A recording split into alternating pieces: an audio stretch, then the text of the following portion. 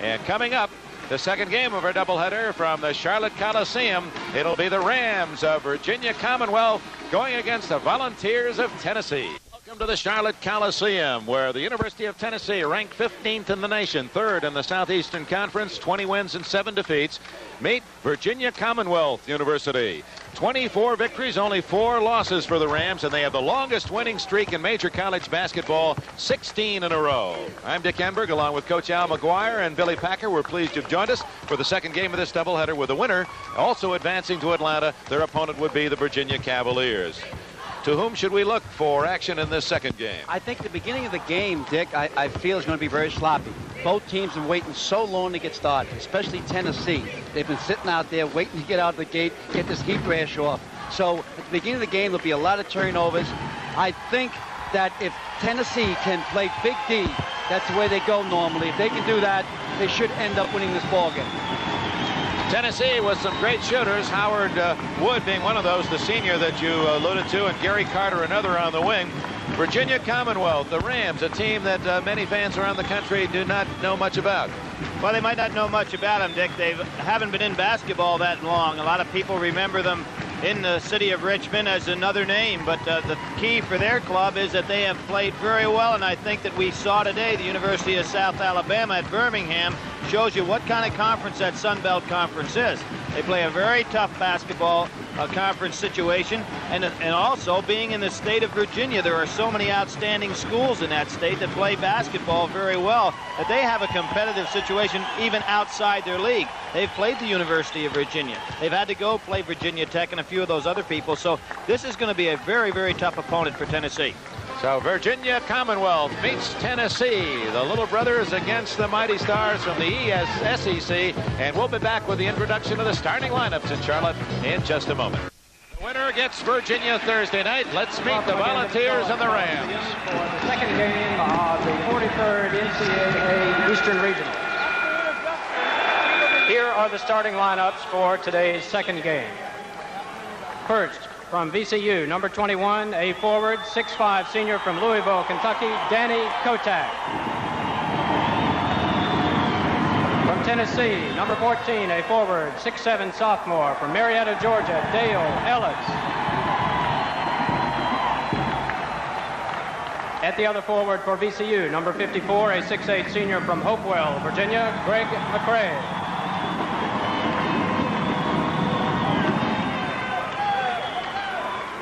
At the other forward for Tennessee, number 53, a 6'4", junior from Collinsville, Illinois, Steve Ray. At center for VCU, number 30, a 6'9", junior from Galatia, North Carolina, Kenny Stansel. At center for Tennessee, number 44, a 6'7", senior from East Hampton, New York, Howard Wood. At one guard for VCU, number 10, a 6'3", junior from Richmond, Virginia, Monty Knight. At the first guard for Tennessee, number 30, a 6'3", junior from Johnson City, Tennessee, Gary Carter. At a guard for VCU, number 25, a 6'2", senior from Richmond, Virginia, Edmund Sherrod. And for the Volunteers, number 12, a 6'2", sophomore from Paris, Tennessee, Ed Littleton. The head coach for the VCU Rams, Mr. J.D. Barnett. And the head coach for the Tennessee Volunteers, Mr. Don DeVoe. So we're set for our second game. Virginia Commonwealth and the University of Tennessee will have the opening tip-off in just a moment. Sellout crowd, 11,666, the capacity at the Charlotte Coliseum. These are the Rams. McCrae and Kotak at forward. Knight and Sherrod, the fine guard tandem. 6'9" Stansel in the middle. Tennessee. The point guard is Littleton. Carter plays the wing, as does Ray. Ellis will play up on top. Wood the baseline.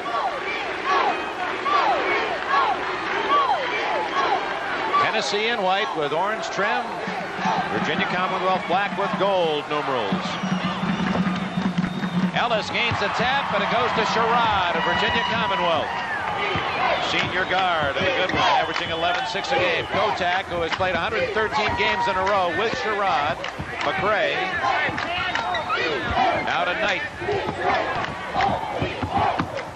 Knocked away. And over and back. Stancil traveled as he skidded away from Wood.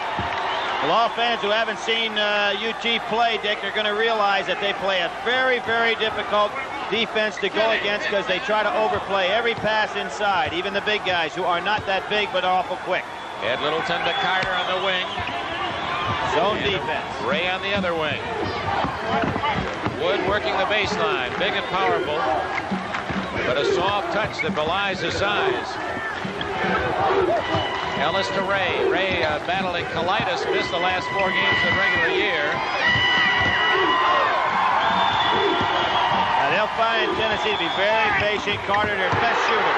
Gary Carter gives the Vols a 2-0 lead. I like the way Tennessee did that. Get the jitters out. Stop the butterflies from jumping around in their stomach. Everyone touched the ball once or twice before they put it up. Tennessee tries to deny the ball on every pass on into the post or the forward area. On DeVoe, coach with Bobby Knight at Army. That's Knight to tie it up. Bonnie Knight, averaging 11 a game. Picking up man-to-man. They showed the zone first time down the court. Now they're man-to-man. Littleton doing a little traffic control. He's a sophomore from Paris, Tennessee. You notice those high screens that they're setting. Ray from Collinsville, Illinois. Inside Ellis. It's Ray's first shot. Way off the mark. Rebound Stancil. That one almost missed the backboard. Sherrod brings it up. Ray with a near steal. He was on the sidelines. People talk about Ray. Dick, he doesn't have great stats. Guy comes in there, and when they lost him due to that sickness, the whole team kind of disintegrated. Boy, that's a great-looking outfit that Tennessee coaching staff wears. They're as well-dressed as anyone in America. Yeah, somebody forgot his tie. Doesn't match the other fellow. At least the McGuire part of the act. Yep. 2-2 tie. Speaking of it being even, McRae can't connect. Rebound out of bounds. Oh, great save. What a save. Play was made by Littleton and then an error by Carter. Yeah, what we're seeing, Dick, the same thing as we saw in the first game. The kid's not used to the hollowness of the court. Ball doesn't come back up naturally every time.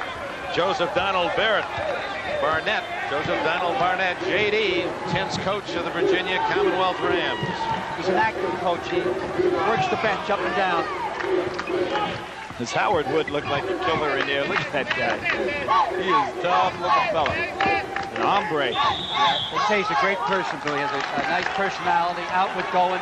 He's kind of the leader of the team. He's their only senior. Foul is on Wood of Tennessee. His first and the first foul of the game. Second half scores. Wake Forest leading Boston College 49-43. Kansas blowing out Arizona State 73-54. And a final Pittsburgh losing to North Carolina 74-57. But Ellis got up in the air on that last rebound. Here's Wood, so tough in there. Can't hit it. Ray misses the rebound. Stancil clears it for Virginia Commonwealth. Still tied at 2. We played 3 minutes, just a bucket aside. Kotak fouled by Ray. His first. You notice there, Dick, the pass on the inside. Tennessee tries to deny that pass everywhere. Ray stepped out pretty well. What they never allow you to do, Billy, is reverse the ball. Right. That's one of the key things of playing Big D. And you'll find that this team plays very similar to the way Indiana plays, a team we'll be seeing more of, too. Kotak can't connect. Rebound by Carter. Volunteers with a chance to get the early lead.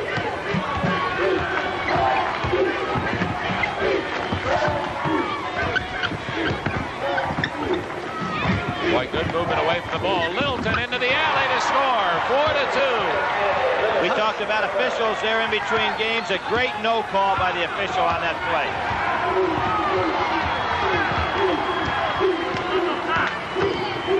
A late score in and a final score. We'll tuck it in for you. Arizona State, one of the top seeds, eliminated. Kansas beats them handily. Big win for Ted Owens' Jayhawks. That puts what Donnell Valentine in his senior year. He's truly an All-American ball player. McRae and a foul. No, Ellis. Ellis is first. Gray and Stancil, two real fine physical looking athletes themselves. Number 14 is first, the third for the team. At the line, McRae, 6'8" senior from Hopewell, Virginia, leading rebounder the last 3 years for the Rams. 70% free throw shooter. What's in Hopewell now? 4-3 the score. Tennessee on top. 15:54 left in the first half.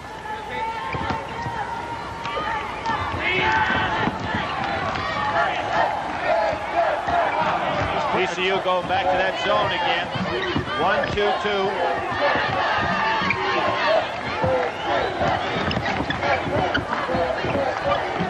Tennessee through a first-round bye. This is their first action in the tournament. Virginia Commonwealth eliminated Long Island University on Friday night. Wood has nice position. They're going to punch it into him inside that zone every now and then. They're looking to get Carter, too, on the wing. He's got that jumper. Seems like he can get it on this side a little bit easier up against Knight as opposed to Sherrod. There it is. Next time Ellis touches, he's going to shoot. Ellis does shoot, and the rebound goes to McRae. Here comes VCU. Like Sherrod, he sets the tempo of the game. Knight can't connect. Rebound Ray. Tennessee with a 4-3 lead. Both teams cold at the start. We've played over 5 minutes. Well, that's what I said at the top of the show, Dick. They waited so long to play the first round game, especially Tennessee. They just get the butterflies out of it. Back to man now. Watch Wood. Ellis working for position inside. Kicked out of bounds by the Rams. A break in the action here at Charlotte Coliseum in North Carolina. 14:27 left in the first half. 4-3 North Carolina, but icy indoors at the Coliseum in Charlotte for the two shooting teams, and those statistics equal that low-scoring start after 5.5 minutes. Tennessee with the ball and a 4-3 lead over Virginia Commonwealth. It's been like a hockey game so far. Dick, it's not unusual for teams playing Tennessee that get out of the box very slowly if they've never played against this type of defense, because it takes you right out of your normal offensive flow. That's really a 3-2 zone they're throwing now. Yep, they've got Kotek who's playing up on the top, sliding down the center, going for rebounding and being a pretty big guy out there against the point guard. Gary Carter, he's hit 2 out of 2, and it's 6-3 Tennessee. Well, that's a good, quick release. You have a wingman, and that's what they call him, a wingman. Second guard position here for Tennessee. Gets it off beautifully. Sherrod's first shot is right down the bottom of the well, and it's 6-5 Tennessee. Ditto. Same type of style.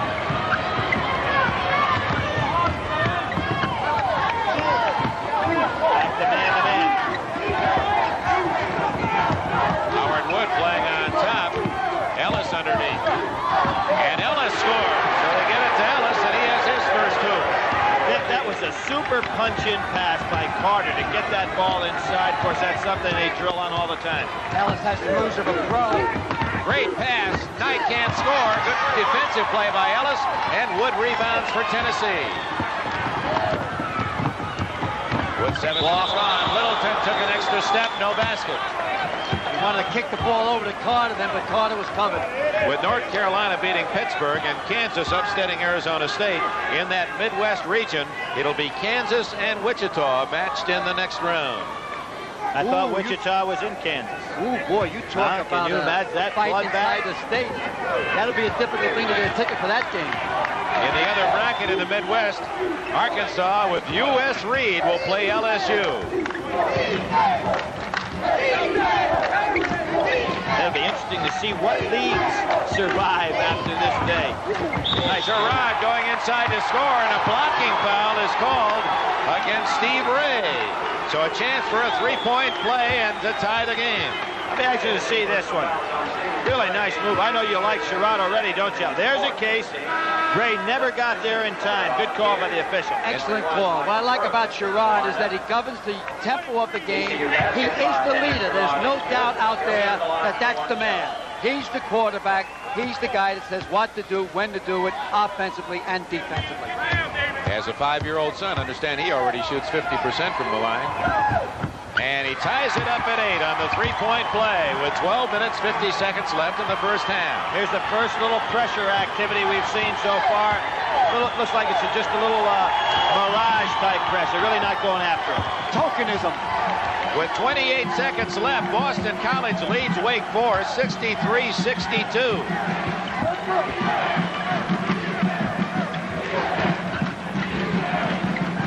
Michael Brooks, number 21 in the game for the first time for Tennessee. Carter can't connect, but Ellis gets the rebound. And the Vols are back in front 10-8. 4 points for Ellis. Tennessee's baseline might be a little bit too strong. Well, VCU has not gotten the ball to their leading scorer, Stansel, yet. He's having a hard time ever touching it. Oh, Wood was holding him that time. Wood had him by the back. Stansel comes outside, gives it to Kotak. This is Stansel. Stolen beautifully by Carter. 2-on-1 with Wood. He takes it in himself. Oh, by Stansel, and tipped in by Ellis.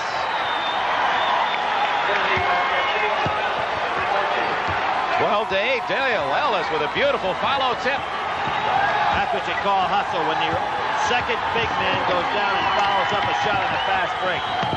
From outside, Monty Knight. Rebound to Sherrod. Bring it back out, set it up. Don't lose your patience. VCU. Knight got a little frustrated. Kick on the play by Carter. It'll be VCU. Here comes number 44, Greg Strupsher, in the lineup for the Rams for the first time. Well, Carter shows you he's not afraid anybody takes it in. Great block by Stansel, but watch the hustle right here. Ellis not being blocked out by anybody. Good speed. He's really a natural forward, and of course plays the power forward for him. Trailing 12-8. VCU with the ball. Sherrod to Kotak. Every time Stansel moves down in the paint, Wood will front him. Oh, did you see Ellis just drive him out of the lane? Stansel's going to have to realize he's in a war. He's not occupying any space. Every time he's denied, he kind of goes away. Now watch Wood face him. Kotak, and the foul's going to be on Ray, and that will be his third foul. So the first critical foul situation develops as Steve Ray of Tennessee picks up his third. And Don DeVoe goes to the bench, and number 12, starter Ed Littleton, will come in. So now Littleton, who's only 6'2", will move to a wing. Well, this makes him a tiny team on major college standards out there. Realize that Carter's a good leaper, but it's really tough for him down there when the guy's got him by 3 or 4 inches. That's right. Littleton at 6'2", and Carter at 6'4" are the wings now for Tennessee. Doesn't make much difference. They're still trying to get the ball to Stansel. Stansel gets his first shot, can't hit. Rebound Ellis, a foul on McRae. So 12-8, it'll be Tennessee's ball. 10:35 remaining in the first half here, and that thrilling final seconds of the game between Wake Forest and BC. Let's switch now to Alabama.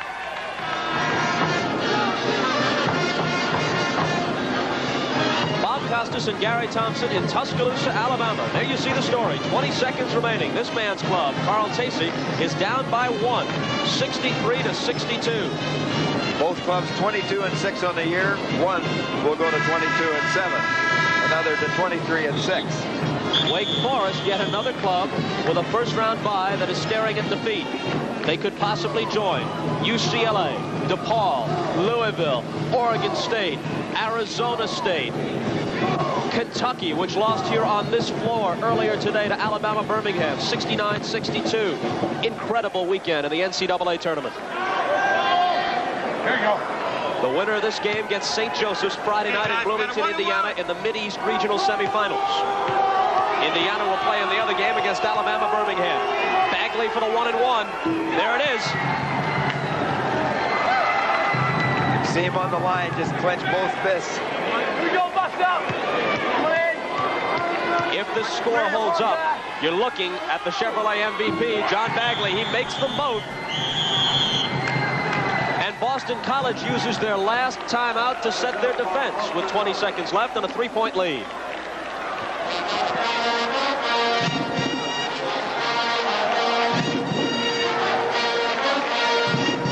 Unofficially, Gary, we've got John Bagley with 35 points. And unless something changes radically, he's got to be the MVP. And as a matter of fact, if Wake Forest comes back and wins this game, I'm still inclined to give it to Bagley. Well, I think he has been the most valuable player in this ball game for the club, win or lose, in my opinion. And this is interesting to call. So the most valuable player for today's game is John Bagley from Boston College, and Chevrolet will donate a $1,000 check to the General Scholarship Fund at Boston College. This money will be used to assist students in furthering their chosen academic fields of interest. This is a real interesting timeout. They had one left, if we're right officially. Boston College, they used it. They have a 3-point lead with 20 seconds. You think maybe you'd save that timeout. If they score, you get the ball in. You get the defensive pressure put on. You have a chance to save a possession with a timeout. So that's a very interesting call. For our viewers on the West Coast, immediately following this game, stay tuned for Northeastern and Utah. That's coming up on the West Coast, Northeastern and Utah. 20 seconds left. Wake Forest needs a quick hoop, and then a steal or a missed free throw. Frank Johnson. Well, this is taking longer than they'd hoped, and here's the steal. That could wrap it. Bagley with the ball. Off the floor to Foy with 5. And he was fouled with 4 seconds to play, and Boston College has wrapped it up. They have forced that ball inside to Johnstone the last 2 or 3 times. They've come away dry every time. Interceptions for Boston College. They swarmed the inside game. Bill Clinton just sprinted that. John Bagley comes to the sideline to talk it over with Tom Davis. Davis was exhilarated following the victory on Friday night over Ball State. Imagine how he must feel now. Well, this is 2 big wins, and this, of course, is going to be a bigger win for him, I'm sure, as you look at a disappointed Carl Tacey. Winding down on the season, he didn't want it to end this way. You can be sure of that. Earlier today, we saw the same fate met by Joe Hall, but he very graciously congratulated and spoke with Gene Bartow afterwards. That has been something which we've seen throughout the weekend. Coaches whose teams have been upset have been very gracious in defeat. Well, that's what college basketball should be all about. Coaches and players, fans, and everyone alike. Foy at the line. You're looking at the MVP Bagley, who's standing out near the midcourt line. Boston College, not wanting to risk a foul, has everybody off the lane, and Foy has now increased the lead to 4.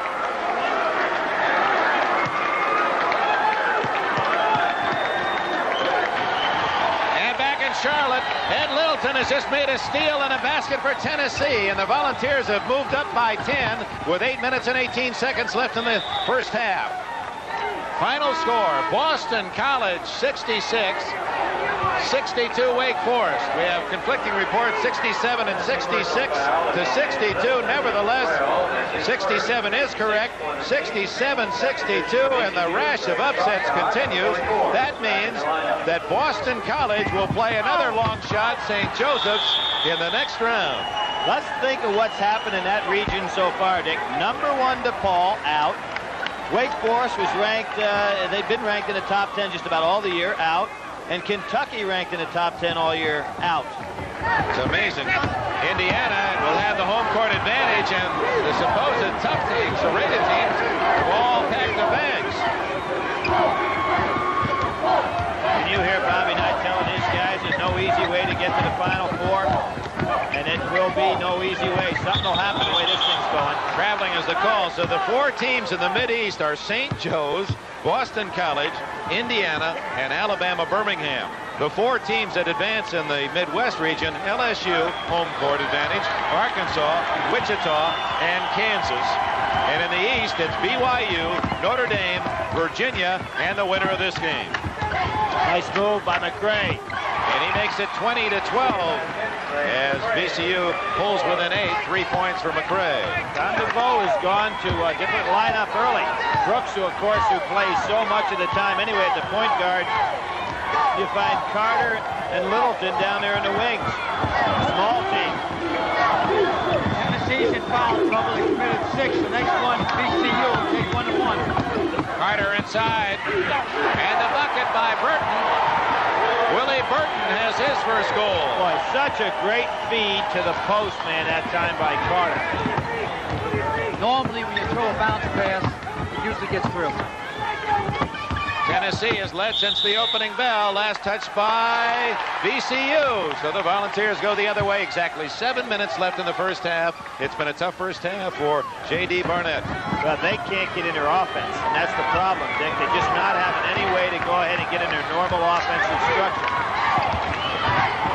Brooks is quick. Littleton.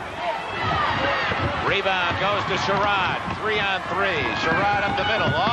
And almost stolen by Littleton. He came out of there like a racehorse. Well, he can came fly. up like Jesse Owens. Kind of a soft pass, too, on the break.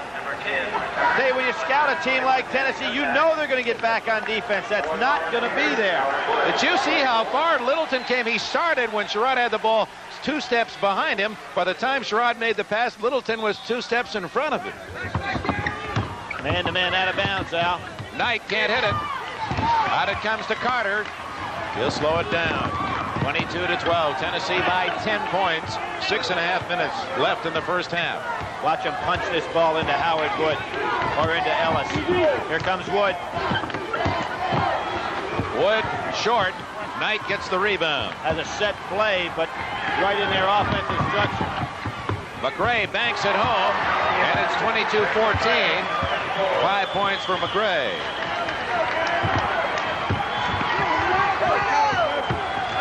Down low, if you watch, Ellis and Wood swing for each other down in the paint. But watch them picture each other, then there he goes now. He swings, out comes Ellis. If Ellis doesn't get it, he swings back for Wood.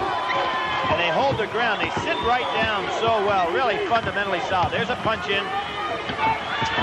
Littleton, bingo, and it's 24-14. Littleton has 6. He's a transfer from University of Tennessee. Martin sat out last year. He's only taken 77 shots on the year, so he doesn't normally put it up that much. Sherrod does, and he hits 24-16. That's my man.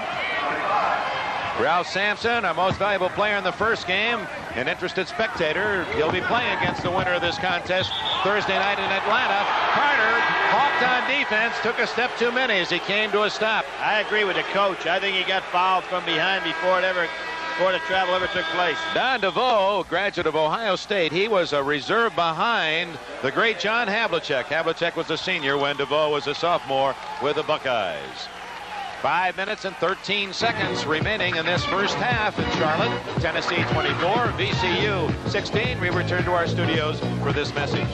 Player award later in the second half, a $1,000 scholarship to either Tennessee or Virginia Commonwealth based on that honor. 5 minutes and 13 seconds left in the first half. The Rams of VCU have the ball, trailing by 8 against Tennessee.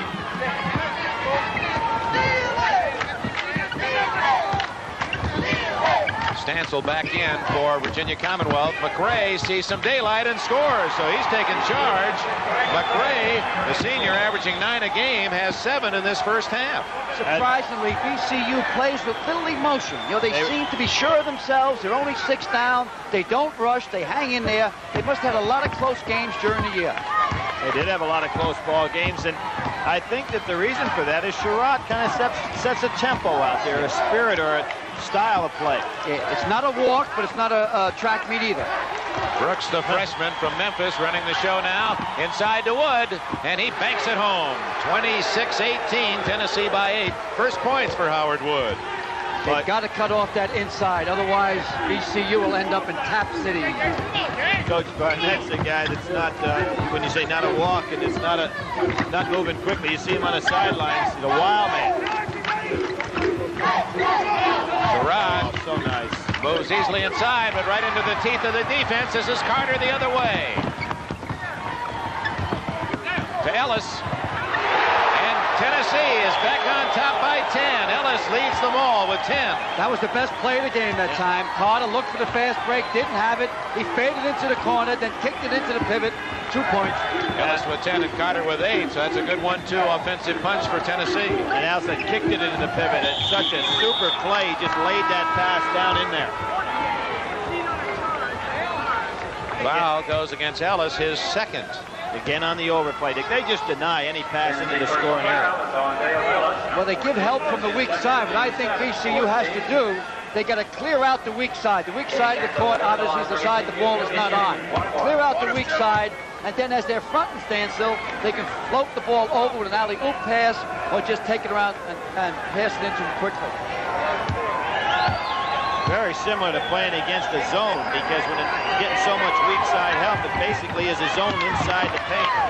Stancil still looking for his first point of the game, and the leading scorer on the season, averaging 16.5 for the Rams. He's trying to be too pretty in there, Dick. He's getting pushed around, and he's not taking any aggressive action of his own.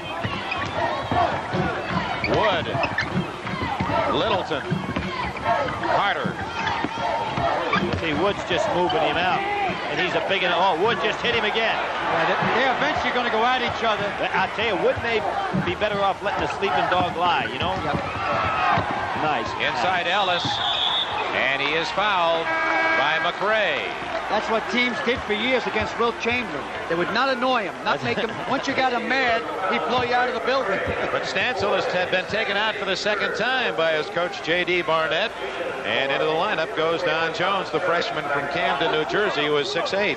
But Jones has scored 7 points all year, and he's replacing a man who averages over 16. You can see Barnett going at him over there. You know what, though, Dick? I really think that Stancil was just starting to realize that he'd been made a fool of early.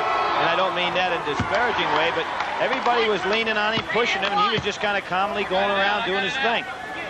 Ellis, the leading scorer in the game, looking now for his 12th point. Well, they're a good free throw. As a team, they're shooting 75% plus. That is just outstanding. Tennessee led the SEC this year in both field goal and free throw percentage. And now another turnover traveling against VCU. I don't know if it was walking, but the key thing is that McRae had no business trying to get that ball up over half court. Same kind of thing happened to Sampson in the first game. Tennessee enjoying its biggest lead, 12 points, with 3 minutes left in the half. And the chant in the background, go Vols, go. Wood, and he was fouled. Reaching in was Kotak, got a piece of the arm. That'll send Wood to the line. I like a guy like Wood. He plays hard all the time. But he was a super sub last year. I remember some of the statistical games that he had were almost phenomenal, coming in off the bench. Here's a guy with a football player's build, 6'7", 235. Well, look at him wheeling in there. And even though Kotek grabbed the arm, he just went up strong anyway, almost made the shot. And he's got an excellent touch, 80.6% from the line, over 52% from the floor, and the leading rebounder. Now Stancil back in. We'll watch him. He's the key to VCU's any comeback hopes. Right, I think it'll be interesting. Keep the camera on he and Wood for a while and just see how he reacts coming back into this game. Wood hits a deuce, and Tennessee enjoys its largest lead now at 14 points. Sherrod keeps the rhythm going. Try to keep him in the ball game. Don't get blown out.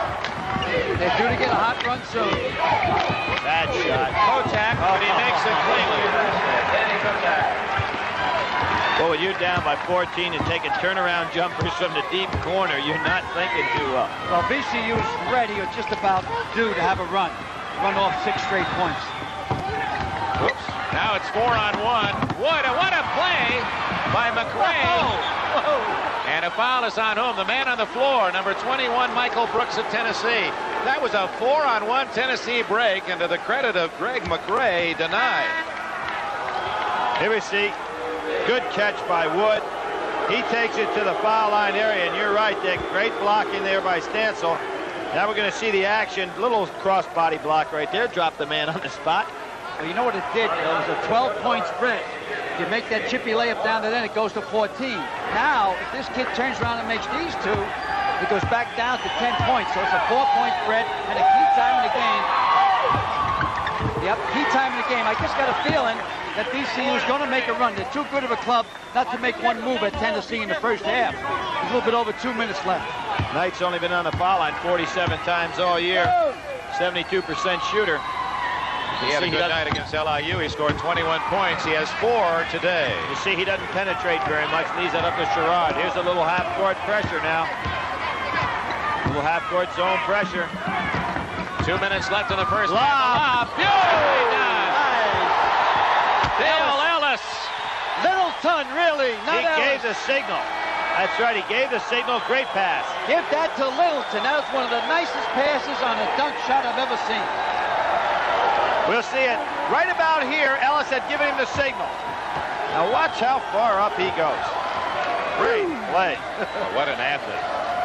34-22. Tennessee in front. Less than 2 minutes left in this first half.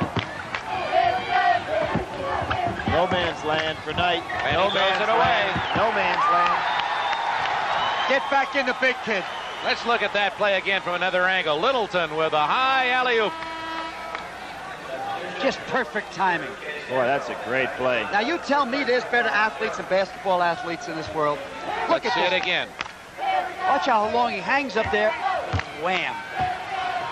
Oh, my. Michael Weissman. Do you realize how high above the crossbar in football that is, Dick?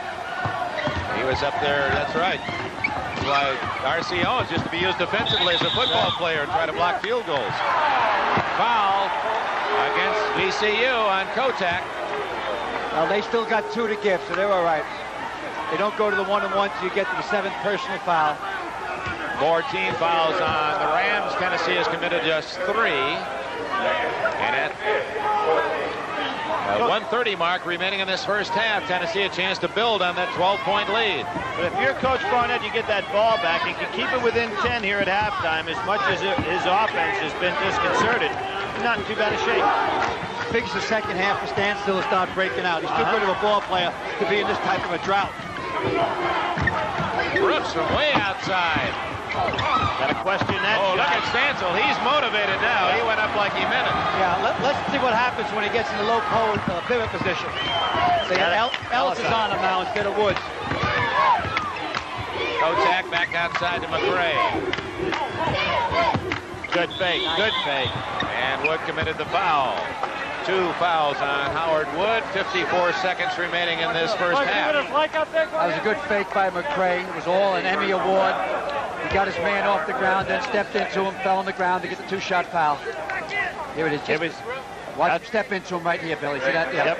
Good play. I'll tell you, that fake we saw in the first game that John Fanone put on a few fellas was one of the best I've seen all year by a pivot performer. Let's pause briefly for station identification. This is the NBC Television Network. WRCB TV3 Chattanooga. Greg McRae misses the first of 2.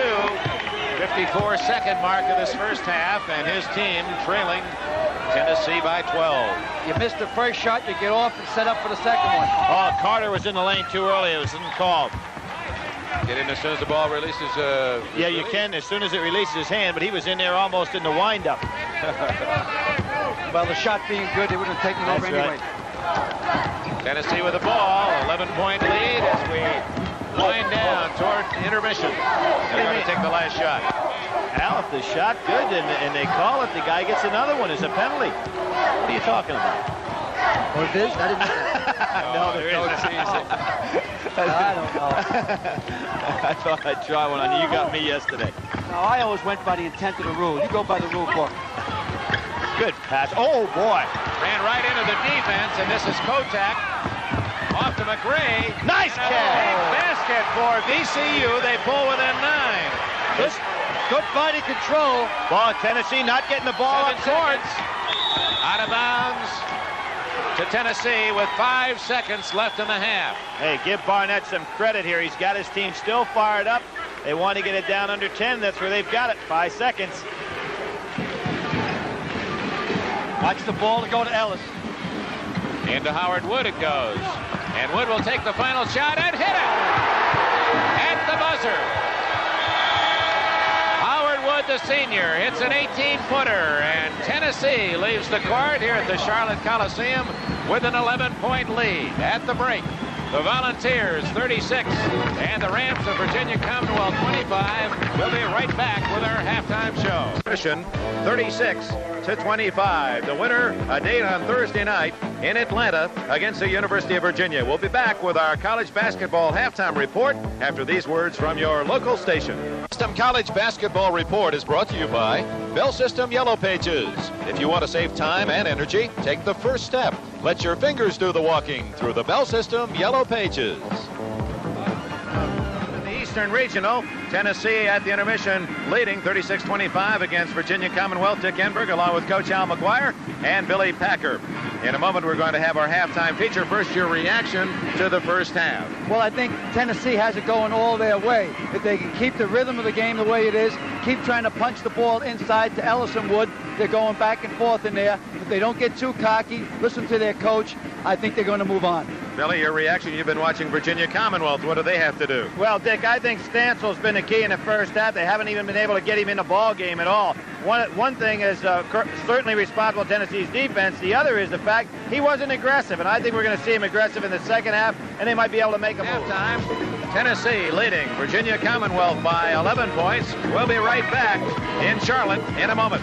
Hey. Well, we have a moment. Let's take a closer look at the Eastern Regional. Of course, the winner of this game between Tennessee and Virginia Commonwealth will meet the winner of our first game today, the University of Virginia. In case you just joined us, the final on that one, Virginia 54 and Villanova 50. In the other bracket, Brigham Young University, an upset winner over UCLA yesterday, will meet Notre Dame. Let's talk about the possibilities that will begin Thursday night in Atlanta. Take the BYU-Notre Dame matchup. I think the key to that is whether Orlando Woolridge's leg comes along. If Orlando Woolridge's leg does not come along and he's playing being hampered by it, I feel that BYU will win. BYU has the baseline, the strength to counter and neutralize Notre Dame's baseline, and Ainge cannot be stopped. Even though Paxson's a great ball player, Ainge is a super player. Do you agree that it would be BYU over Notre Dame? I think so, Dick. I think Orlando Woolridge yesterday showed a lot of courage playing at all in that ball game, and he'd have to go up against a guy like Fred Roberts, and I don't think he can play him on one leg. But I'll tell you, Notre Dame and Digger Phelps done a lot of amazing things so far this year. So in the Eastern region, it'll either be BYU or Notre Dame against this matchup. Virginia's in, and I guess would be favored against no matter who wins this second contest. Well, Tennessee has played so well this year against teams with big pivot men, but so that'd be a very interesting matchup, how they would try to handle Ralph Sampson. They go man-to-man. We saw what happens when you go man against Sampson in the Ohio State game, so it'd be very interesting. And, of course, Tennessee still has to get by Virginia Commonwealth, and we have 20 minutes to go here at the Charlotte Coliseum, and that's our college basketball halftime report. The second half of action coming right up, but first these words from your local station. The National Collegiate Basketball Championship is being brought to you by Chevrolet and your Chevy dealers who want to help get America rolling right now. By Michelob Light, an exceptional light beer with a rich, smooth taste. By National Car Rental, the big green team. We play for keeps to keep you coming back. And by State Farm Insurance. Like a good neighbor, State Farm is there. We'll be right back at the Charlotte Coliseum for the second half, but right now we return to our studio for these messages. Steve Dance, and here are the statistics in the first half. Tennessee, obviously a hotter shooting team. But, Dick, you know what? I don't feel that VCU's in that big of trouble. That last shot that put it up to 11 was a factor, but Stansel hadn't even scored yet. Well, the big thing is the first basket scored now. If Tennessee scores the first basket, obviously it's going to hurt a lot. I like Littleton. He got 3 for 4 from the field. He had 4 assists for 6 points, and he's been running the show. A lot of steals, playing good D, getting down court fast, blocking up the passing lanes. Greg McRae chipped in with 10 to lead VCU. Ellis had 14 to top the Volunteers. Carter with 8. Ready to go in the second half. Same teams that started the game. And Stansel wins the tap. So the Rams will have the first opportunity, trailing by 11, 36-25 as we open this second half. Stansel must break out. Kotak to Sherrod. Stansel comes on top. McRae, and he'll shoot it. Not there, and taken away by Wood. All alone is Ellis at the other end. What happened was that McRae fell asleep after he took the jumper. Ellis was on him. But he grabbed the rim. Yeah, he grabbed the rim. Going to be a technical foul. Going the other way. Plus the ball out of bounds. So he only given up one. Yeah, but that's not right. It was not a smart play because there was no one near him. He didn't have to worry about being undercut. What, he should have just laid it up on the board? No, he could dunk it without grabbing the rim because when you grab the rim, normally when you grab it, it's because you think someone's going to undercut you and you're going to get hurt. Sherrod gets half of it back for Commonwealth, and it's 38-26 just into the second half. You know, for the one of a nail, Bill, 1 point is a lifetime. That's right. There he is right here. He did hang on a little bit. What the horse said, anyway. You know, this guy, Sherrod, I don't know if I've seen a more solid fundamental guard this year. Sherrod, short. Carter with a suspended rebound, and he is fouled by Knight. Now, wait a minute, Dick.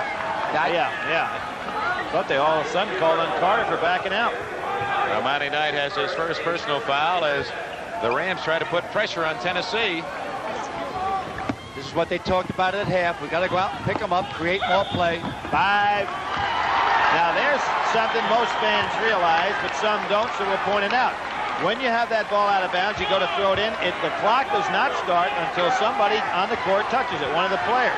Therefore, the 5-second count keeps going. Sherrod, they try to get it into Stancil, but it goes to McRae, who scores, and he is fouled.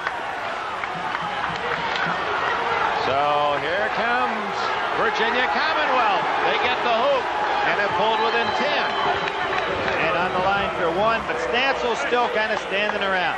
You know what's so important? The third most important time of a basketball game are the first 3 minutes of the second half. Because the teams come out normally, they don't warm up properly, and the team that gets off good can usually get a hot run. The other 2 most important times of the game are the first 3 minutes of the game and obviously the last 3 minutes. Al McRae hits a 3-point play, and it's 38-29. I'm telling you, NBC doesn't pay extra for that, Al. Save them. Brooks running the show for Tennessee with Ray, Wood, Ellis, and Carter.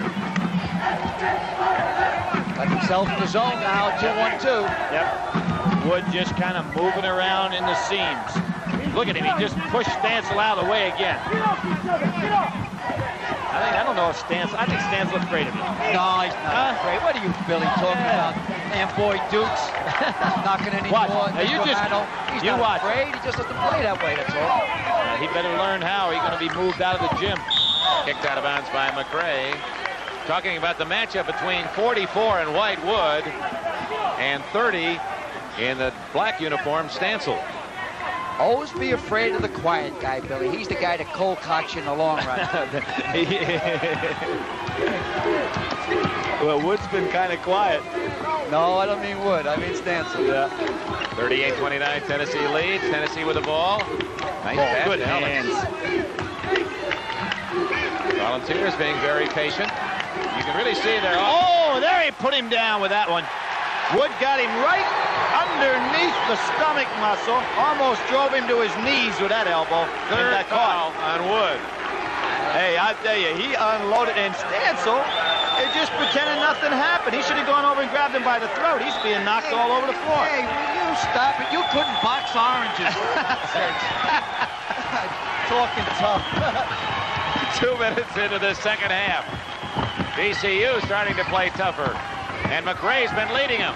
Can't hit that one, however, and there's Carter with a rebound. An important one as VCU had a chance to pull within 7. Well, that Carter can do everything. He can play in the baseline, he can play guard, he skies. They called him 6'4". He's actually 6'3". Plays 6'7". There's that battle inside, Wood and Stancil. Wood with the ball. He has it again over Stancil. Can't hit. Stancil rebounds. I bet you if Wood would shave out, Stancil wouldn't be staying away from him so much. That mustache has got him. And Sherrod in the corner. Oh, he's and it's 38-20, 38-31 now. With 3 minutes gone in the second half. The Rams pull within 7. Here comes a timeout when they get it over half court. Nope, the Vols going to another offense. And almost stolen by Knight as Brooks, gets it to Wood. Great move by Wood, taking the pressure off of Freshman, yes, he did. He came out quickly to help him out. Hey, they called for a new offense, a 4, which is a little bit of a box. Ray, who was saddled with 3 early fouls in the first half, back outside. Oh, he knocked him to the foul line. And Wood, clearing his own path, scores. I don't care what you say, Al. He is knocking him all over the gymnasium, and Stancil never comes back at him. We have it isolated. As soon as we get a moment, we'll try to show you just what happened before Wood got the ball. It's supposed to be football. Let's get shoulder pads. Knight, open and scores. It's 40-33. Let's go back to the previous play. Watch Wood, 44. Watch him now. You'll see him. You're just going to move him out of the gymnasium. Stancil needs to get in the game with some physical play. Now it's 2-on-1. Wood sets up Ellis. I got you. Stancil got it back. That's a baby. He hit him from behind. Like you said, be quiet to the quiet guy. He hit him when he wasn't looking. Don't tell me that. 42-33. I hope we can replay that. 18 points for Ellis. Now they're holding each other. It's almost a little sideline to the game.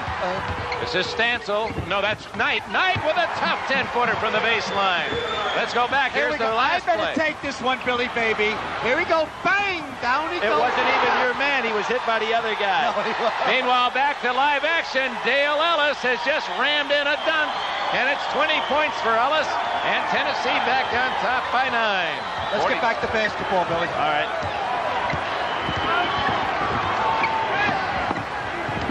VCU with the ball, trailing by 9. There's Sherrod again. Just keeps his team in the offense. Sherrod, the senior and quarterback, spinning his way free. Beautiful move, but he can't hit the shot. Stancil, no, it's McRae, scores! Tough play by Greg McRae. He has 15. Now you get the feeling that they've kind of adjusted. Yep. Tennessee has to be careful. They're starting to lose the rhythm of the game. They have lost a 13-point lead down to 7 now. There they are at it again, playing hard. Ray to Wood, back out to Ray. A rare shot for him. Rebound, Sherrod. Man's free down court. That's all she wrote. Kotak, and it's a 5-point game. 44-39. Pick up a timeout, Tennessee. Get back in the game. There's Wood coming back to meet the ball well again. Don DeVoe was going to call a timeout the last time he got in this situation. You got to call a timeout, no? He's going to a special box offense here. Okay. Double stack. Only 6 minutes gone in the second half. Virginia Commonwealth has cut Tennessee's lead from 13 down to 5. Ellis, Carter, and a whistle. Foul on McRae reaching around. His third. Too much body kick. This McRae's having a fine basketball game, both offensively and defensively. He's playing tough. VCU personal fouls on number 54. While we were showing you the encounter between Wood and Stancil, we missed a stuff by Ellis, and here it is set up by Carter. Now, you haven't missed a thing, folks. Michael Weisman, our producer, Harry Coyle, our director. 13:46 remaining in this game, and Tennessee leads VCU by 5. Messrs. Enberg, McGuire, and Packer at Charlotte Coliseum. Our thanks to our host, Davidson College and UNC Charlotte hosted this regional action. Virginia has won earlier, 54-50 over Villanova to advance to the Eastern Regionals in Atlanta. And we'll meet the winner of this game between Tennessee and Virginia Commonwealth. Tennessee with the ball and the lead, 44-39. Nearly 14 minutes left.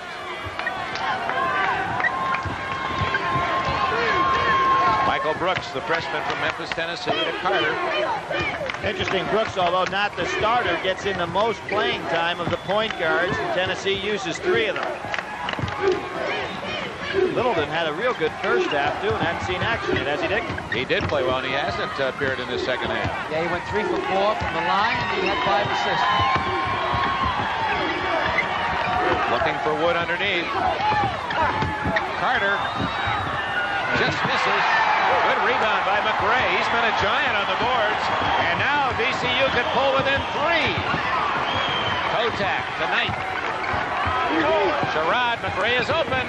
He wants it. He's got it. And he's playing some kind of ball game. Remember, this VCU team has another little incentive. University of Virginia comes into their town often, publicity-wise and otherwise in the newspaper. I'm sure they'd like a chance to play them. Greg McRae, averaging only 9 points on the season, has 17 today. They call him Sweetness, and how sweet he's been. Brooks inside, can't hit. Kotak rebounds. Here come the Rams. Sherrod with the ball. Dribble back out again. There he comes around. Oh, he is steady, isn't he? He's a good one. He and Granger, both two great guards. Got Kotak. Oh, and Carter makes the steal, and out of bounds to VCU. Great anticipation that time by Carter. Stancil had been moving to the basket. He had himself a layup there. 6 unanswered points for VCU, and they have the ball. And it's stolen by Carter again. Only Knight to beat. Nice head. Oh, and a great play. Block, and he gets it back anyway. Should have been a jump ball.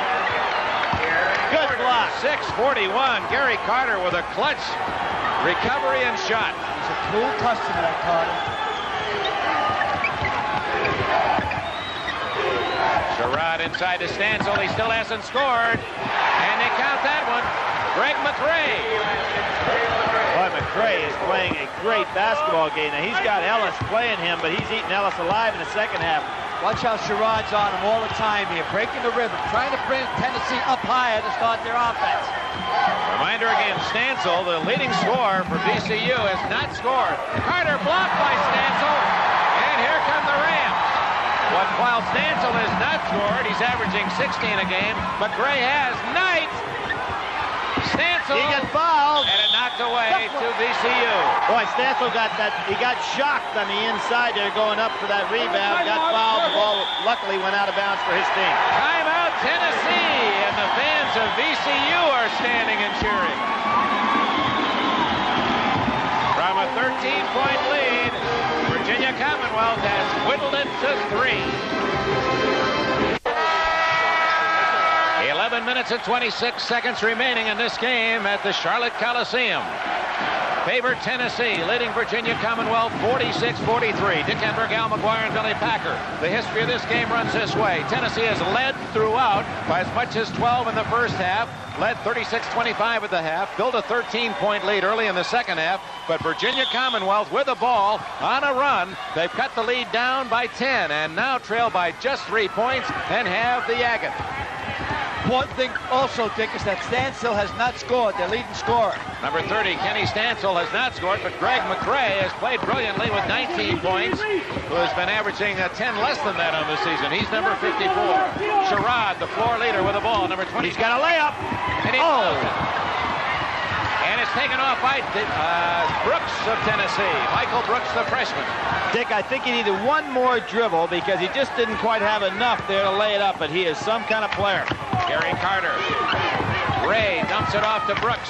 They got to reset Tennessee and start getting the ball inside to Wood and Ellis. Let them pick for each other down in the paint. So 10.5 minutes left. Howard Wood hits for Tennessee at 48-43 Vols. A big miss at the other end by Sherrod, and Wood, the veteran, cans a big two-pointer for the Volunteers. That gives him a little breathing room, a 5-point spread now. Charging foul against Kotak. There wasn't much contact there at all. No, but remember this morning they're talking about the intangible things that Ray brings to the court. And there was a good example of him just coming up with a big defensive play. Never shows up in the statistics. There's a key turnover. So with a 5-point lead, 48-43. We approach the midpoint of this second 20-minute period. I love the way Wood comes up to take the pressure off the guards. Here he comes again. See Wood come up high in the post. Near steal by Stansel. Wood's open. Okay, spread out. Go into your low positions with Ellis and Wood. Notice how they're posting Carter inside now. Posting Carter inside, let Wood step outside. Ellis and Wood are not swinging for each other like they did the first half. Well, it's a different offensive set right now. They're playing their small wingman inside, then they stepping them out and they're bringing in, then Wood fills in. There he is. He likes that shot and hits it. Howard Wood makes it 50-43. Wood now with 12. Well, he's a real player. We believe he's a real player. And fans in Knoxville have known that for 4 years. Out of East Hampton, New York, Howard Wood. Playing his 3rd straight NCAA for the Orangemen. Stansel still shut out. Wood just played great defense. And he throws it away. Oh, it was touched. It was touched by Tennessee is the signal. In comes Jones, the freshman. See if he replaces Stancil. No, it's Kotak. No, it is Stancil who goes out. And Brooks is relieved as number 12, Ed Littleton, returns to the Tennessee lineup. Now the tempo picks up because of Ed Littleton. He puts a spark in there. He's very intense, creates action. I think Coach Barnett's just about had it with Stancil, and the fact that he just is not contributing either offensively or defensively. Always dance with the girl that he took to the dance. He got him here, so you got to put him back in. Wood got away with a slap. Nice catch by Sherrod. Monty Knight pulls up for the 12-footer. A much-needed hook for the Rams makes it 50-45, 10 for Knight. Stancil is going to come back in a game, and it's been a constant battle all day long trying to get him motivated. But what happens if he suddenly gets a hot hand with that scoring average and you're only down by 5? Wood, rebound Sherrod, a break for the Rams. Kotak, he'll take the 12-footer.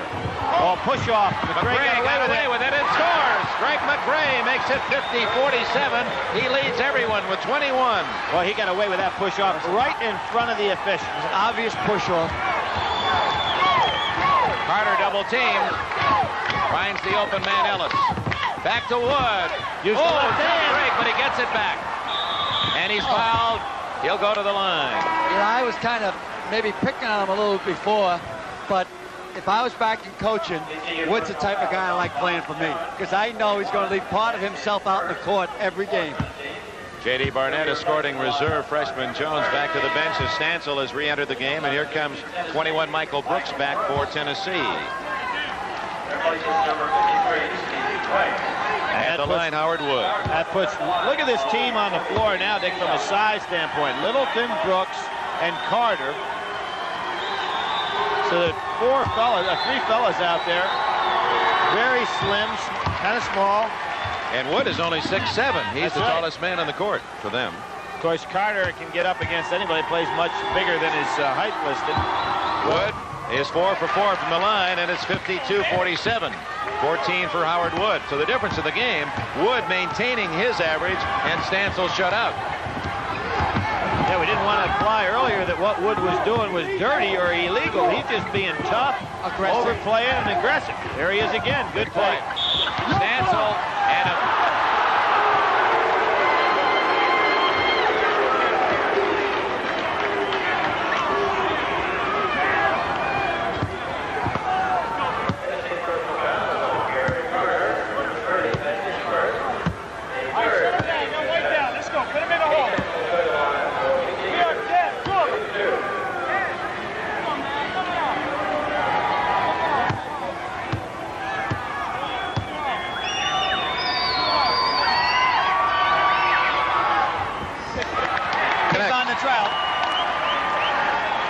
Get off the mark. He's on a long evening. Now maybe he'll make this one to get him started. They're only down 5 points. That's a big basket. That's off the schneid, 52-48. 7.5 minutes remaining here at the Charlotte Coliseum. Pick it up a little higher. Little zone trap out here. And then back to the man-to-man. Let's see. They drop back for the man. They look like they're in the zone. Let's see if they're going out in the half-court trap. They're a little confused right now. Making them come out. They're losing by 4. The team that's losing has to create play. J.D. Barnett holding up 2 hands at the VCU bench. Want to get it into Ellis if they can. There it is. Oh, such a quick lead. Stancil rebounds. Here comes VCU down by just 4 points. 7 minutes left. Knight clear. Bingo. Clear Knight. Big basket. Anybody's ball game. Boy, it seems inevitable that these games just keep no team can be put away, particularly the underdog. They just don't give up. 52-50. Tennessee in trouble after leading by as much as 13 in the second half. Tennessee got out of their offense at the start of the second half. Virginia Commonwealth has never led. They were tied once at 2-2, and that's been all Tennessee until now. Too many people underneath. Carter has to move out of there. Give some room to Wood and Ellis. There it is. Now they got room. Notice how they sit down in the low post position. That's why they have such good targets for that bounce pass. Boy, that Wood is really active inside, trying to get position and get the ball. Watch the 3 count. Brooks, I think you're going to have to take it if they float off you that much to the top of the key. 6 minutes left. Excellent defense by VCU. Sherrod's coming back to help out. Back into Wood. And a foul is on Stancil, or is it on Sherrod helping out? I think it's Sherrod. Yes. Reaching in. Edmund Sherrod with a foul. You know, Dick, another thing about that low post play, that double low post, is the fact that a lot of times you see a guy like Wood, he gets the ball in the post, feels he's surrounded, immediately dumps it back out, then gets it right back in again the second time after he reestablishes position, which is smart basketball. But what they're not doing, Bill, which I think they should do, they should continue to pick for one another. They did it early in the game. There they are going now. That was a soft. Yeah, but they got to go back and forth for one another because they got an advantage inside. The team foul situation is this: 5 for VCU, only 3 against Tennessee. That could be a factor as well, as we're down to 5.5 minutes remaining. I'll be quite honest with you, as strong as Wood and Ellis are, when they spread out inside, it's almost an illegal offensive maneuver because they're holding you off with their arms. Wood comes on top, Stancil in front of him. There's Wood. Nice play. Pressure basket. Runs with 5-10. It's all according now who cracks. 16 points for Wood. And as we approach the 5-minute mark, VCU trails Tennessee by 4 at 54-50. And 3-3 is the 1-1 situation foul-wise. McRae hits again. Greg McRae. I don't know if Ellis is doing a poor job on him defensively or if McRae's that good. And McRae's that good today. That's been interesting. You've got Wood has had the big day on Stancil, but McRae has had the big day on Ellis. 23 points now for Greg McRae, who leads all scorers. Nice bounce pass. Carter Not a threw good that shot. one away. Here's a chance to tie it for VCU. Sherrod on the break. He'll do what's right. No break there. Set up again. Wide open. Knight can't hit it. Oh, a big miss for VCU, and Ellis gets the rebound. Here comes the freshman Brooks on the run. Best player in Tennessee, many thought last year. Did he go through his legs? And lets it up to Wood. Howard Wood scores. You know, freshman, you showed me something that time. Dick, I think on that basket down the other end, Knight was just too wide open. You know, that happens so many times, particularly from the corners. Had time to think about it, not just shoot it. Yep, didn't put it up there with emotion. They broke the 4-minute mark now. Kotak cuts the lead to 2, 56-54. This looked like it's going to be a white knuckler, a wire job. There's Wood back again, helping the guards out, coming back to meet the pass. Both teams are very well coached. Congratulations to both. A shame that one has to lose. The winner gets Virginia on Thursday night. The Cavaliers defeated Villanova in another classic game, 54-50 in the opener of this doubleheader. Here comes the delay game by Tennessee. It's a tough one, too, because you've got to be able to handle that guy out there playing the point. All 4 men come out into the midcourt area, looking for the back door. I don't like the way they're doing it, but there's not enough movement. There's the back door. But they have to have more movement. They're standing around too much. Less than 3 minutes remaining. 56-54. Tennessee with the ball. And a holding foul on Sherrod, his second. That's their 6th. The next one is 1-1. And on the other side of the ledger, Tennessee only has 3 team fouls. And a timeout with 2 minutes and 53 seconds left. Oh my! All year, and these fans that have filled the Charlotte Coliseum, 11,666, would say amen. 2 minutes and 53 seconds left here at the Charlotte Coliseum. Tennessee 56, Virginia Commonwealth 54. VCU with the longest winning streak in major college basketball, 16 in a row. That occurred when Louisville was defeated yesterday, and they have rallied from a 13-point deficit in the second half down to 2. It's ball in to Tennessee, foul situation, 6 for Virginia Commonwealth and only 3 for Tennessee with less than 3 minutes left. Good job by Brooks coming back to meet the ball. People don't realize how important it is. People stand around and look. Passing lane gets cut down and he's trouble. Next foul will send Tennessee into the 1-1. Don't foul that guy. No, he's an 80% shooter. Howard Wood will go to the line for the Volunteers. Well, who are we going to pick out the foul, though, Dick? They're such a great free throw shooting team. I always say you don't know who Foul to the pick out. freshman? Foul the freshman. Boy, they are outstanding from the line. You know, Al, you're right again. Guess what? Michael Brooks, not only a freshman, but guess what? At 71%, he's the worst free throw shooter on the floor. Isn't that amazing? And they've got a couple of 80% shooters on the bench. It's all according to how you shoot fouls at the end of the game, not what your percentage is. Well, Wood. Oh, he misses on the one-and-one. How do you know those things? Because I coached for 22 years. And one of those stops was right here nearby Belmont Abbey. But I'll tell you what, you like to have the 80% guy in the line at the end. Look at this shot. Kotak ties it up. That's only the second time the game has been tied. It was tied at 2 in the opening minutes. Now it becomes a chess game, Billy. And now, as we've seen everywhere, the underdog starts getting the fans. You know, it's almost now like Tennessee's playing away from home. Well, they have about 3,000 of their own rooters, but the rest of the crowd admiring the underdog play of Virginia Commonwealth. It no longer becomes a neutral crowd. Watch for Sherrod to steal the ball. He's like a cat in there. He anticipates. 2 minutes left. Tennessee and Virginia Commonwealth are even at 56. And it goes to Wood. He has it blocked. Jump ball. Stancil. Kenny Stancil, the leading scorer for VCU with only 1 point today, but just makes a big defensive play. Well, Wood thought he had that corner turn. Stancil riding him a little bit with a knee, but came up right on top of the ball. Good call by the official. And Stancil gets the tap. Now let's see what the strategy will be of J.D. Barnett, the head coach of Virginia Commonwealth. He's saying he wants a 1-4 with Sherrod in the middle. Now, a big difference here is the foul situation. Tennessee not in a 1-and-1 situation. I mean, VCU not in 1-and-1. The clever quarterback Sherrod handling the ball. Wouldn't it be something if Stancil, who hasn't scored but 1 free throw all day, got the big field goal and kicked by Ray of Tennessee? It'll go to VCU. First thing I would do is get in Littleton right away. He's very quick. Tennessee is to steal the ball. First thing Don DeVoe is going to do is call timeout. Boy, this NCAA tournament has been unlike any other in the preceding 42. Upset, upset, upset. Will this be another? Tied at 56, a minute and a half left.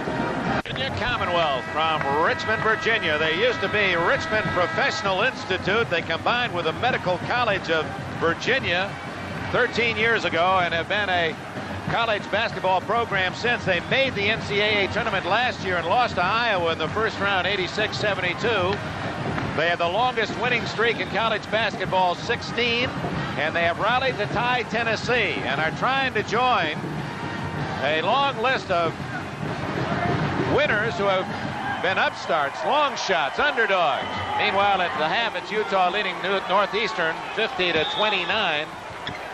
We welcome all those fans watching on the West Coast to the final minute and a half of this battle from the Charlotte Coliseum. An important factor right now is Tennessee can be over-aggressive. They only committed 3 fouls. Yeah, they should be trying to go for the steal. They go out there, go for the steal. If they foul the guy, it doesn't make any difference. You just get the ball out of bounds. There's 1:07 left, and we're counting down. Dick, you remember we talking about rich heritage. Tennessee always has had good basketball teams, but last year's the first time they ever won a game in the NCAA playoff. They've got to be more aggressive right now. They got those 3 fouls. Yeah, they should use those fouls. Try to go after the ball. Down to 47 seconds. Kotak with the ball. McRae, who's been the star for VCU today, with 23 points. He traveled. He took an extra step. So with 40 seconds left, Tennessee the other way. Okay, VCU, get your head up. High score. Either team can win. I hate to see those mistakes by young guys because they feel that they... Carter almost made one himself. Almost made a big mistake. Carter threw it in bounds, and Ray gave it right back to him, and Carter almost was still standing out of bounds. Yeah, call a timeout. Oh! 20 seconds left. I would say. Yeah, with that inside game, you can expect to see a guy like Howard Wood at least get a chance to touch it down the wire. Final seconds. Don DeVoe on the sidelines calling timeout with 13 seconds left. Let's go back to the mistake by Greg McRae. He stopped his dribble, took the extra step. There he is. He moves the pivot foot. Pivots around. Hey, wait a minute. Wait a minute. What was wrong with that play? Did the ball not hit the ground? No. You see what happened? He was going to pass. The man was covered. Oh, took it's on the the extra second step time. forward. Second time. Okay. Tennessee with a jinx of being a bye team, meaning they didn't play in the first round, and that has been a jinx. Here it is again. Yeah, he wasn't walking the first time. It was the second time. I'm not sure, though, that was a walk. No, now keep going, Mike, if you can. No, he didn't do anything. That's when the whistle sounded. That's all right. he did. I didn't think he was walking. The key to that play, surprisingly, was Carter that was overplaying Sherrod. That's where he wanted to pass to. Carter was playing heads-up defense, overplaying him, a little bit aggressive. And I'm also a little surprised that Tennessee didn't put more pressure on him, allowing to give 3 more fouls. All right, now it's Tennessee in the catbird seat. A tie game, 13 seconds left. Who do you think is going to get the ball for the shot? First, I think you could probably go into OT because I feel that VCU will come out in a zone, favor the outside shooting of Carter, and I feel the last shot will go from the outside by, I'll say, Carter, looking for the rebound either on Ellis or Woods to tap it back in. I say they try to get the ball to Wood inside, at least to get him fouled. I don't think they have time, Billy. Brooks with the ball with 11. Watch Carter to swing around and let her fly. They're back in the zone. Over to Carter. 6. Give it to Carter. Long time. Ellis. Taking a lot of time. Ray. That's it. And the ball game will go into overtime. What a play by Kenny Stansel, a man who had been substituted for 3 times today because he has not had a good game. But Stansel made the block of Ray's attempt from the corner, and we go into a 5-minute overtime. And there goes Mike playing again.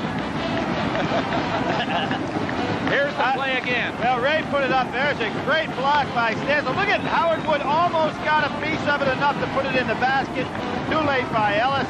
The clock had already wound on down here. Watch how high Stansel gets up on that block. It's unbelievable. He just feather touched the ball, but he must be up there about 11 and a half feet.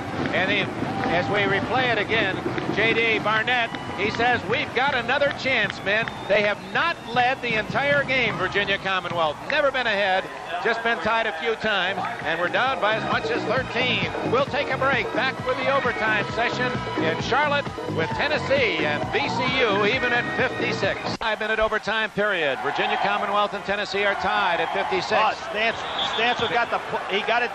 Ellis stole the tip. Stansel got it taken away from him, and the referee in the back wisely called it.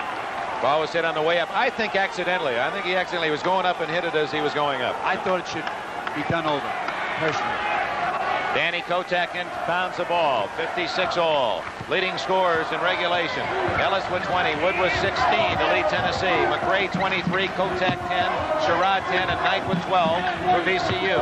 VCU going to the regular offense. No delay here. Sherrod, oh, he has been impressive. Yeah. He can play with anyone. Remember now, there's still a team foul situation in the favor of Tennessee, 7-3. Which means they're in the one, and VCU's got a long way to go yet. So I think they got to go for the basket, especially with Tennessee having 3 fouls together. They're losing a lot of momentum here. and again, Tennessee could gamble on the steal because they have committed only 3 fouls in that 20-minute second half. They got to go for the basket, in my opinion. Working against the freshman Brooks is the senior Sherrod. Ray hawking Kotak. It's still tied at 56 in overtime. We played a minute. Stansel outside. Interesting that you've got VCU has played in 3 overtime games out of their last 6. So they're used to this situation. Been 2 outstanding games. Virginia defeated Villanova 54-52. It came down to the final minute, and we're in overtime in this one. And they've won, obviously, since they had that long streak going. They won all 3 of those overtime situations. And for Tennessee, of course, they played overtime against Georgia and lost that one. No foul situation that individually that is of concern. No one in immediate danger on either side. Tennessee has to pick up the defense, pick up the tempo of the defense. Otherwise, I don't blame VCU for going to go for the last shot. They just played as token defense. They got to get more aggressive. 2 minutes gone. Every pass, the coach's heart skips a beat. over all that time in practices goes all the way back to mid-October. Every little moment, all the little things pay off. Have to keep in consideration, too, the 5-second counts here. He's got to, very close to that. Good move by Kotek to put on the brakes and come back into the ball. Oh, he walked. What is it? Out of bounds to Tennessee. Oh, look at Kotek. Better be careful. First of all, it should have been a foul on Ray. He made contact with the chest. Then it had to be a walk. Third thing it would have been is an out-of-bounds call. Watch Ray. Get a chance to see it. Right now, let's stay with a live action. Let's stay right here with 2:15. They can't sit back in the zone. They got to come out and cover them, Dick. They got to create some movement to create a turnover. Let me duck in some business. Let's pause briefly for station identification. This is the NBC Television Network.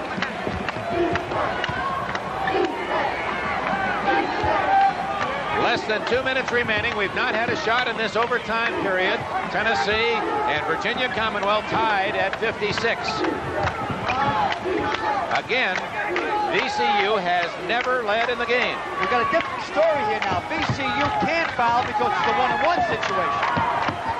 Plus the fact that WRCB TV3 Chattanooga. If they're not going to foul, they better come out and put some pressure on that pass because they can't just sit back there in a situation where Tennessee's totally dictating what's going to happen here. They're in a no-win situation. Best they can do is go to the second OT. Pick up the tempo a little bit now. Howard Wood playing high. They'll bring it down again to about 15 seconds. Then they'll call a timeout again. Ellis almost broke to the basket. Had McRae not paying attention, would have been wide open. You know what it is to be a coach sitting over there watching this? Oh, my God. Well, now it's down to seconds, Coach. Oh, you're sitting back. You say they're going to come out. Is he going to bounce that ball off his foot?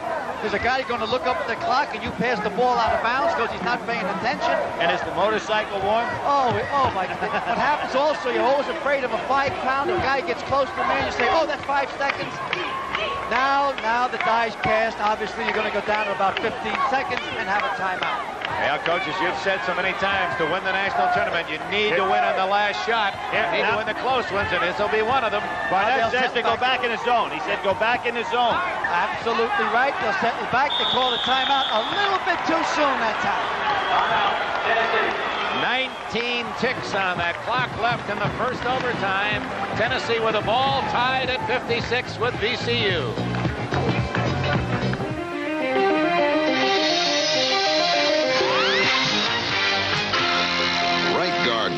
A man needs all the protection he can get. That's why a man needs Right Guard. Right Guard has a male effectiveness formula so strong. Yeah, we're going to Philadelphia in a couple of weeks. And remind you a little American history and the shot heard around the world up there in the Lexington, Massachusetts area, Concord. Well, this will be the shot heard around the overtime because we haven't had one yet. And 19 seconds remain if Tennessee gets one away. I'll give you a piece of trivia since you came on with that little bit of motion for us there. Who was the coach at Lexington High School? Coached here today. That's a tough one. Lexington, Mass. Raleigh Massimino. That's where he started. That's right. Lexington. And I think, wasn't Ronnie Lee one of his players there, the great star that went out to Oregon? Here we go, fellas. 17 seconds. And it's a freshman. Brooks with the ball. Look for Carter. Wanted to get it to him last time. They didn't.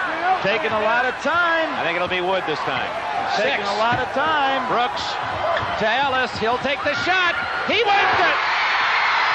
The ball game is over. Tennessee on Dale Ellis' shot at the buzzer advances 58-56.